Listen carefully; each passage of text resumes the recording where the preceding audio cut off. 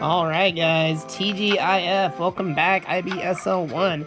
Today we are going to finish 3.5, which is still doing a lot of algebra with quadratics, but today we're going to talk about completing the square.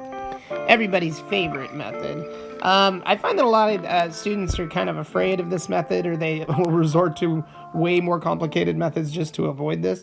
But I think if you sing a little song, it's not that bad. So, you guys, solving quadratics by completing the square in general. If you have a quadratic in general form, x squared plus, x squared plus bx plus c. We'll talk about the a value in a minute. When I was in high school, I learned this song that was set to the tune of Yankee Doodle Dandy, and I don't remember all the lyrics, but I remember the most important ones. So, the beginning goes, take the constant to the right and leave a hole behind it. So, this guy is going to come over here. So take the constant to the right and leave a hole behind it. So I'm going to leave a hole right there, and then this side becomes, what, negative c? Follow along with the book, make sure. You know what? They just call it c, right? That's funny that they didn't make it negative, but I guess it could be any number, whatever. We'll ignore the negative just so we don't have to worry about the square root in a minute.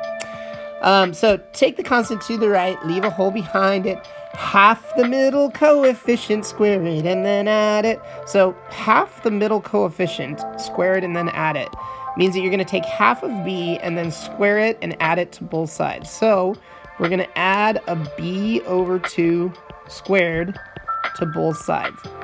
This is the meat and potatoes of complete the square. Half the middle coefficient squared and then add it. It's a move that you do every single time you complete the square. If you do that part correctly, this side will become nicely factorable. It'll become a perfect square trinomial, which means that that left-hand side will factor into x plus b over 2 squared. And then on this side, I'm not going to do some fraction work to it. I'm just going to say, because then we're almost doing the quadratic formula. We'll leave it as b over 2 squared, because this is what the book does. At this point, you could square root both sides. So don't forget your plus minus.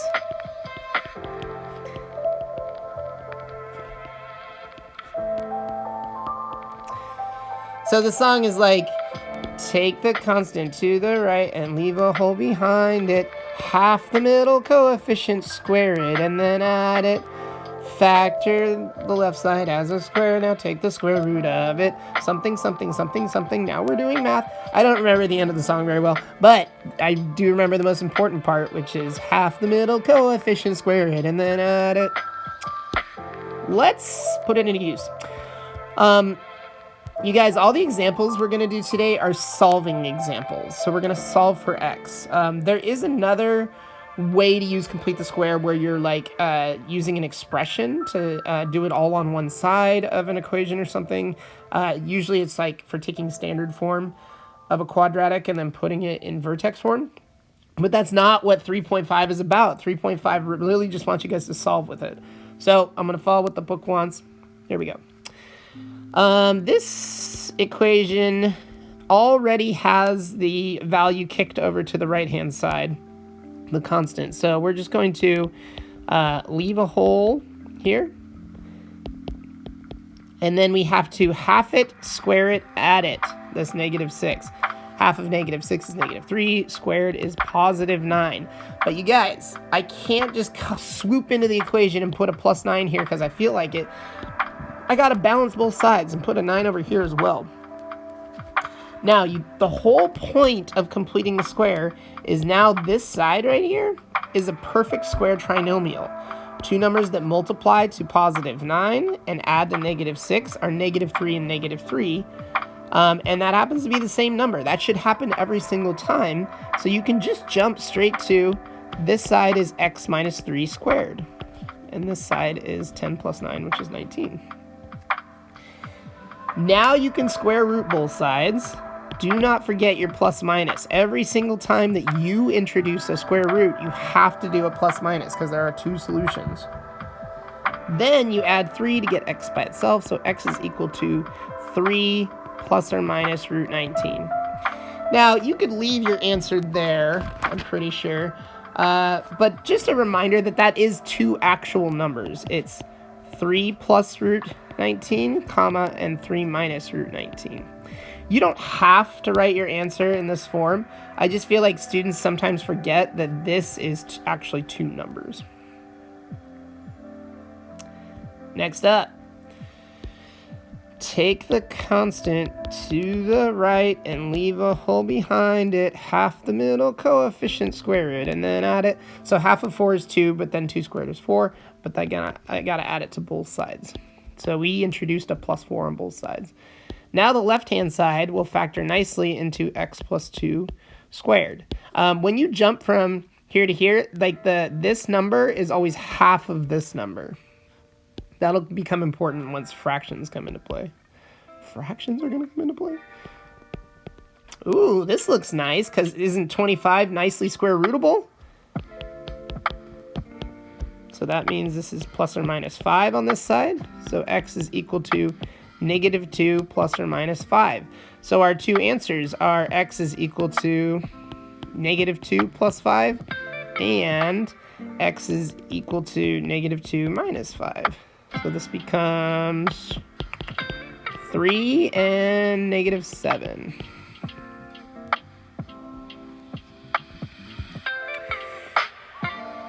Next up, x squared minus 5x plus 3. Uh-oh, smell some fractions coming.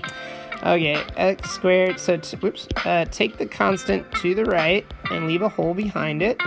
Half the middle coefficient squared and add it. So half of negative 5 is negative 5 halves. But then when you square negative 5 halves, you have to square the top and bottom. So you get 25 fourths. Now, you guys, this side right here will factor into something nice. And then over here, we're going to have to do a little common denominator work. So let's change the negative 3 into negative 12 over 4. Same common denominator there. Now, you guys, that trick of what goes in this spot, it's always half of the middle coefficient. It's the thing that you squared. But you don't put the squared version, you just put the half version. So this is going to be negative 5 halves here. So I'm going to rewrite the left-hand side into x minus 5 halves squared. Now this side, let's see, negative 12 plus 25 is what, 13? Positive 13, so this side becomes 13 quarters. Make sure I'm doing this one right. Which one? Minus 5x. Just make sure I'm on track with the book. Yeah, totally. Okay, so now you would square root both sides and get x minus 5 halves is equal to plus or minus the square root of 13 quarters. Now, you guys, when you square root a fraction, you square root the top and bottom. The top is not nicely square rootable, but the bottom is, because the square root of 4 is 2. So you can actually clean this up a tiny bit and say x minus 5 halves is equal to plus or minus root 13 all over 2. Then we can add 5 halves to both sides, and luckily they have the same denominator here. So we can actually make this into one big fraction, saying this is 5 plus or minus root 13 all over 2. Hey, you guys, doesn't this kind of look familiar? Like something plus or minus the square root of something all over something? Interesting. Maybe next lesson. Next up, this one is different because this right here. All the examples we did so far, there was a 1 out in front. So, the first thing you would want to check is to see if anything divides all the numbers.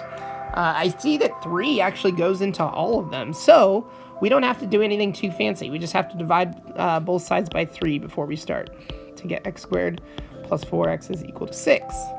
Now it's the exact same as we've done it before. So we're going to take the constant to the right and leave a hole behind it. So half the middle coefficient squared and then add it to both sides. This becomes x plus 2 squared. This is 10. I feel like we already did that number somewhere. Make sure I'm on the right track. Yep. All right, so square root both sides. X plus 2 equals plus or minus root 10. So x is equal to negative 2 plus or minus root 10. And then we are done. I guess I should circle all my answers. Be consistent, Jolly. Come on. All right, this last, well, it's not last one, but this one, once again, we have a leading coefficient that's not 1, so we have to do some work before you can complete the square. You can only half it squared at it if there's a 1 in front of the x squared. Now, all of these numbers aren't divisible by 4, and I went back and forth about how to tell you guys how to do this one. I think you should divide everything by 4, and then we're going to have to deal with some fractions. That's just, there's no way around it. So if we divvy everything by 4, we get x squared minus 2x minus 6 over 4 is 3/2. Now we still use the same method of we kick the constant over to the other side. We half it, square it, add it. But on the right-hand side, we're going to have to do common denominator work. So this side is 5/2. Over here, this factors into x minus 1 squared. Just drop that down. Square root both sides.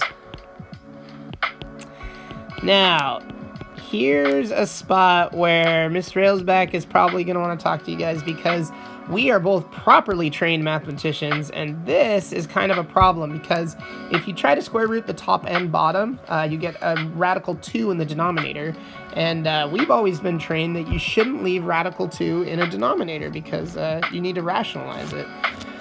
But your book seems to be kind of, wait, they do kind of leave it there. So I'm going to leave it up to Miss Railsback about whether or not she would accept that. I think at this point I'm fine with this answer. Maybe next class we'll talk about how you can actually rationalize that denominator to get this to be x equals 2 plus or minus root 10 all over 2. Yeah, but these are both pretty acceptable answers. Last one. Okay, let's divide everything by 2.